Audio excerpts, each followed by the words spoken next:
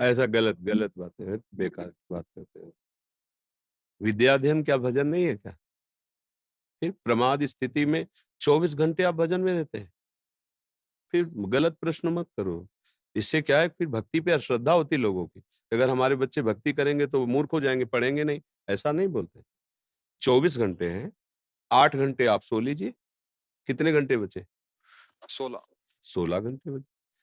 आप 12 घंटे पढ़ाई कीजिए, कितने बचे? 4। 4 घंटे। 4 घंटे घर परिवार की सेवा करते हुए राधा-राधा बोलिए, क्या चला जाएगा? बेवकूफ़ी अगर हम धारण करें तो कोई बात ही नहीं। भजन का मतलब ऐसा थोड़ी है, कि वो मूर्ख होता है, वो क्रिया कोई कर्म नहीं करता है, वो एकदम पागल संसार से बेकार, ऐसा जो साबित किया जाता है ना, कि बाबा जी वही बनते हैं, भजन वही करते हैं जो मूर्ख होते हैं, जिनके काम धंधा नहीं होता। राज दरबारों के चक्रवर्ती सम्राट पदों को छोड़कर भगवान के मार्ग में चले। बड़े-बड़े यहाँ नए-नए बच्चे जो बड़े-बड़े अधिकारी पद में सब छोड़कर बाबा जी बने। तो ऐसा थोड़ी है कि पढ़ाई-लिखाई वो सब, ये एक प्रेम का मार्ग, वो वैराग्य की स्थिति का मार्ग है।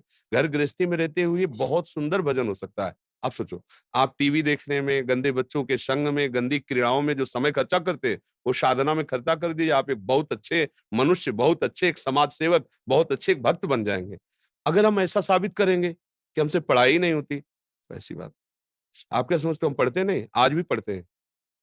जो हमारे गुरु ग्रंथ हैं, जो हमारे वाणियाँ हैं, जैसे एक विद्यार्थिक जीवन, हमारा आज भी विद्यार्थी जीवन ही है, बचपन से लेके पर आज भी हम एक साधक हैं, एक विद्यार्थी हैं, सुबह से उठना, अपने कर्तव्य का पालन करते हुए भजन करना, शास्त्रों का, अब हमारे शास्त्र अलग है, तुम्हारे शास्त्र अलग है तो विद्या ही, है तो भगवान का ही रचा हुआ, तो उसे भगवान का भजन मान करके पढ़िए। और उसको ये थोड़ी कि पढ़ाई में ऐसे प्रमाण नहीं, भजन करोगे, पढ़ाई पढ़ोगे तो बहुत अच्छे विद्यार्थी बनोगे। क्योंकि भजन करने से पवित्रता आएगी, आप ब्रह्मचर्य से रहोगे, आप जितेंद्रिय रहोगे, तो आप समाज में अपने आप चमकोगे। अब गंदे बात की भजन करने से हमारा पढ़ाई में ही मन नहीं लगता, ऐसा बात नहीं। भजन करने वालों का मन ऐसा होता है, जहाँ लगा दो वहीं लग जाएगा।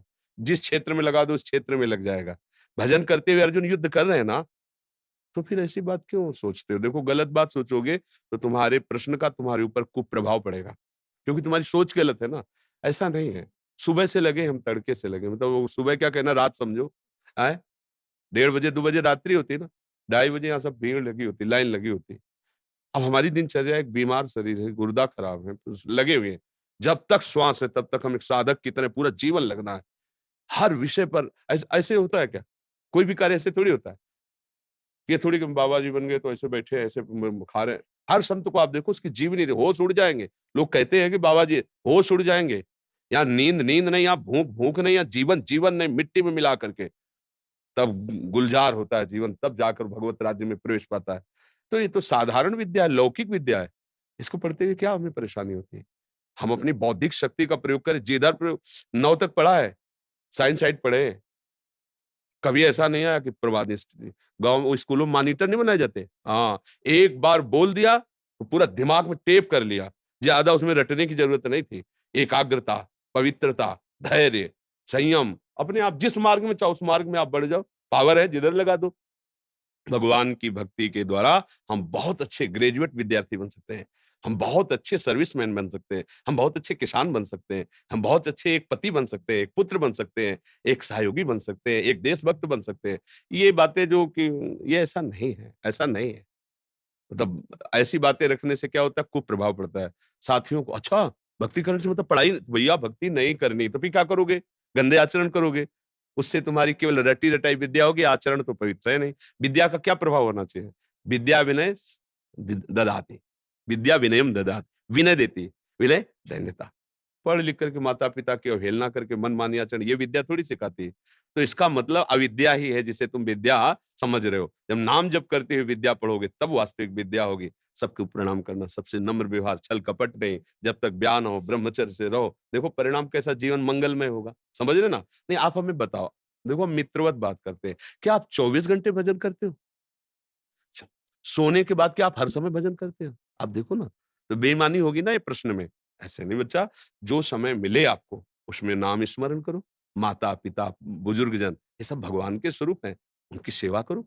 उनके कपड़े धो दिए, मान लो अपने वृद्ध माता-पिता हैं, स्नान के फौरन कपड़े धो दिए, उनकी सेवा, ये भक्ति नहीं है क्या? ये भजन नहीं है क्या?